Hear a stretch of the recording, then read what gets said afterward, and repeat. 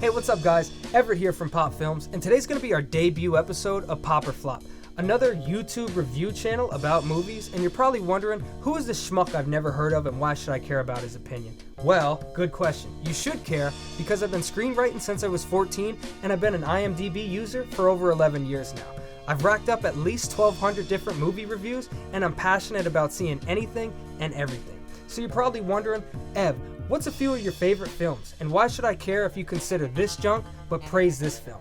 Number 1 on my list would be 1993's True Romance, a story written by Quentin Tarantino and directed by the late Tony Scott, Ridley Scott's brother. The film stars recent Oscar winner Patricia Arquette and Christian Slater. If you haven't seen it, it's got one of the best scenes ever between Christopher Walken and the late Dennis Hopper. That should be reason enough. Number 2 on my list is 1975's One Flew Over the Cuckoo Nest. It's one of the few movies to win the top 5 Oscars, including Best Picture, Director, Actor, Actress, and Screenplay. If that's not reason enough, then maybe you should be sent to the asylum. Number 3 on my list, Christopher Nolan's Memento, starring Guy Pearce. The film is actually written by Christopher's brother, and it centers around Guy Pearce, who has short-term memory loss after the death of his wife and uses somebody to help track down the man he thinks is responsible. If you've never seen it, it's a fantastic thriller, and it's actually being remade. Will the remake be any good? No, probably not, but you could bet your ass I'm going to review it on this channel. Number 4, I gotta give it to the classic, 1975's Jaws, directed by Steven Spielberg. Of course you know that. But what you don't know is the film actually has a PG rating because it wasn't until the second Indiana Jones film that PG turned into PG-13. Parental guidance was originally something that, yeah, you probably should bring a child to see it, but do not leave him alone. Anyone that's seen the movie knows when that goddamn shark pops up, it's scary as hell.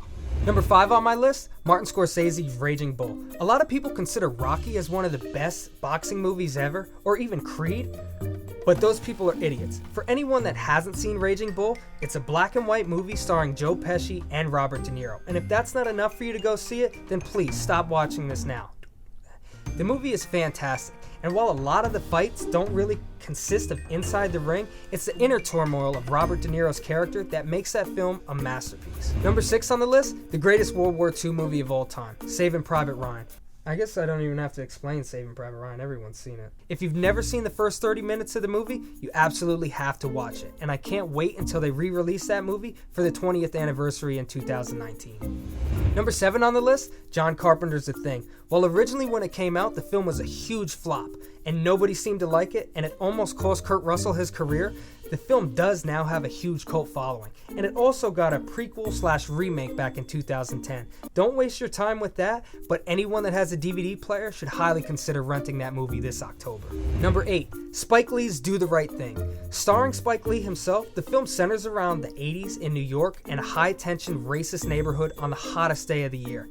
You've never seen it? The dialogue is fantastic, the screenwriting, and it's probably the best movie that Spike Lee's ever made. If you've ever seen his remake of Oldboy, then you have to agree with what I'm saying. Number 9 on the list, again, the greatest action movie/sequel ever made, James Cameron's Terminator 2. When that movie came out, holy shit. Were you alive when it came out? No, it was like 92. James Cameron's Terminator 2. Hands down, one of the greatest action movies, if not the best sequel out. Other than, of course, James Cameron's Aliens. If you've never seen that movie, I don't know why you're watching this channel. Last but not least, number 10 on my list, the original Die Hard, which pits Bruce Willis as John McClane for the first time. Set in a high-rise tower in California during Christmas, the film also has the late, great Alan Rickman in one of his best villainous roles ever. I recently got to see this film in New York at the IFC Center on the big screen, and all I could say is...